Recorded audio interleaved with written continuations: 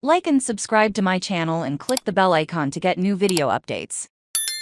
Chris Finch, Rudy Goberts' suspension was a consensus decision. Dave McMenamin, Wolves coach Chris Finch, says Rudy Goberts' play-in-game suspension was a consensus decision and boiled down to having a number of non-negotiables as an organization. Kevin O'Connor, at Kevin O'Connor, the Timberwolves have missing tonight. Rudy Goberts got in bad trouble, then collapsed as usual. No size defense behind Cat, as Reed and McDaniels are both out. Lakers lived up in color with 12 offensive boards and shot up 21-31. Chris Finch on the Karl Anthony Towns game and his nasty problems. He was in a damn good rhythm until they called him on the bench. I think that was tough. We just never really had an offense from anywhere. He made a really good game. 2:23 a.m. Chris Finch brought up the free throw discrepancy in several of his post-game responses tonight. In one response, "I shouldn't be sitting here talking about the free throw differential.